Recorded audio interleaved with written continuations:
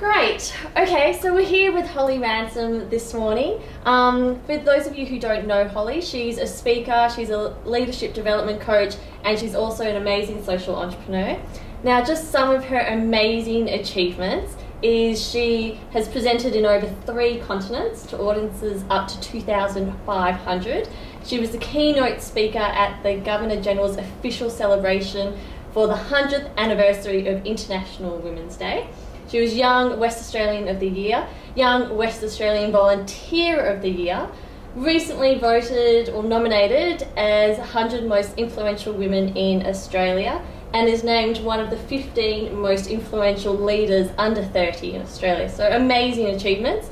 And she's the world's youngest Rotary president. So we're very, very lucky to have this amazing woman who, as you can tell, is incredibly busy, but is very much a leader for the future.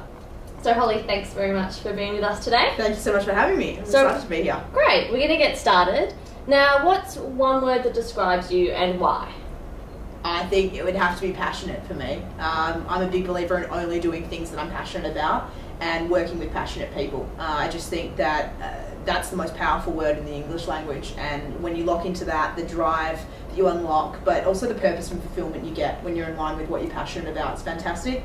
And I think as well, you operate with an energy and enthusiasm that's infectious to others, and you really, just embrace all that positivity and good things come from it. So what would be the one area that you are so passionate about? Because you do so many different things. For me, I'm passionate about creating thriving communities, and I'm passionate about helping people reach their full potential, and particularly in line with that, those that are less fortunate. So my real passion is around helping improve the lives of the disadvantaged in our community, and working to provide a voice for those who don't have an adequate one within the decision-making structures in Australia, but also globally. Great. Okay, so what is the one event that's really taken you on that path? For me, it's actually a pretty interesting one. It happened not too far from here, so we're in Perth at the moment. I was 10 years old and I was shopping with my mum in the city, in Perth, and I was in a bookstore and I'd got really bored at the back of the bookstore while mum was looking at novels.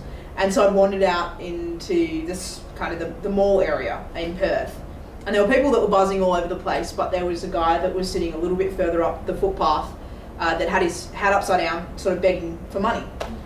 And you might not guess it, but I've always been a really extroverted person. So I wanted, you don't say. Yeah, I know, right? Yeah. And so I wandered over to him, and 10-year-old me was just like, "What you doing?"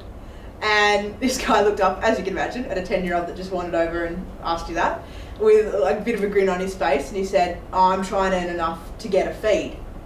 And so I looked down at his hat and I counted what was in there. And of the coins that he had in his hat, it sum totaled at $4.20. And I didn't have much of a concept of money at age 10, but I did know enough to know that that wasn't very much. That wouldn't get you far. And typical 10-year-old, what I said next probably shouldn't have come out, but it did. And I said, "Well, that's not very much." And he chuckled at me and he said, "Nah, this is a good day, I'm doing well." And that didn't add up for me. And so I said to him, "Well, where do you live?" And he said, "Well, I don't have a house. I live on whatever sort of park bench," or, he was in a shop front at that point, or shop front I can find.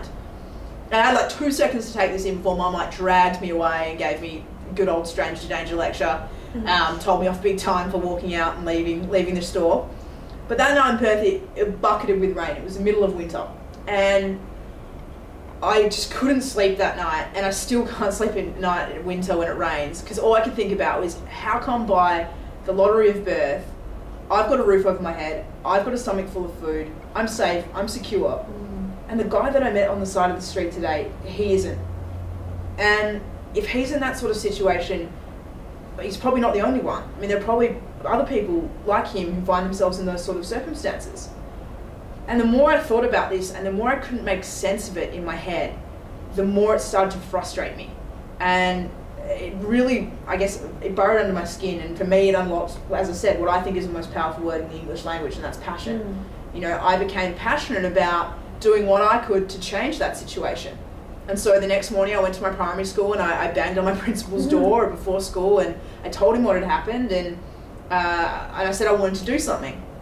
I said, "How can I make it better?" And he said to me that we could organise a food drive within the school, and we could donate cans, and we could go and donate that to the local homeless shelter. And so that was exactly what we did. That was my first kind of experience in line with that, and I got hooked. And I realised in that small act there that the capacity of an individual to be able to initiate something that could in some small way have an impact. And from that point forward, whenever I've come across a manifestation of inequality and disadvantage within our community, I've thrown myself the challenge of, well, what is it that I can do here? Because I refuse to sit by and accept that this is the way things should be. Exactly. And so it's taken me, from working up in Jigalong in the Indigenous communities in our northwest through to going over and working in the slums of Kenya, starting microfinance projects and working with some sort of 20 plus organisations around Australia now in the charitable space. So for me, that's the constant driver, is that challenge of, well, what can I do here? How can I redress this? Because by lottery of birth, I've been given the opportunity to be born and bred in Australia, to have the right to education, to have all these privileges and freedoms that so many of the people in our world don't enjoy. And I therefore bear the responsibility of going and doing what I can to ensure that as many others get those same rights as possible.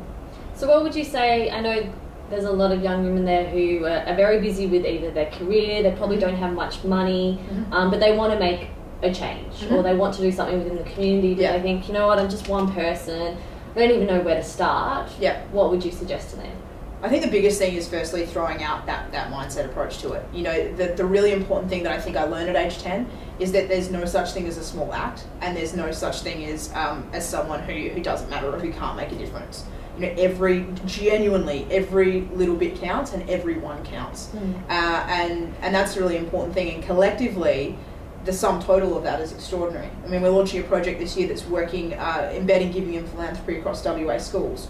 And the entire mission, I guess, of that is not only to get everyone actively engaged and participating at that grassroots level, but also to demonstrate to young people that we're working with the sum total of when we all pull together and do our little bit, the enormous total impact that makes. Definitely. I mean, here in West Australia alone, the contribution of volunteers who do everything from, helping out down at sort of the local St Vinny's through to volunteer reading at some of the old people's homes. There's a total value of services of 9.2 billion that's driven into our economy. Wow. In our state alone. That's fantastic. I mean, the contribution's amazing. So I think the thing is, I always say to people, what is it that you're really passionate about? Again, connecting with that cause and what's within you. Is there a particular issue? Are there organisations that are doing things that you really love? Or there are wrongs out there that really upset you that you would like to have some involvement in helping to right? There are some great organisations out there. Google is a great source of how to find them, but also there are central hubs. Every country, every state pretty well has a volunteering centre or hub that can point you in the right direction of organisations you can get involved with. You can donate financially if you want. You can, time, talent or treasure, we always say.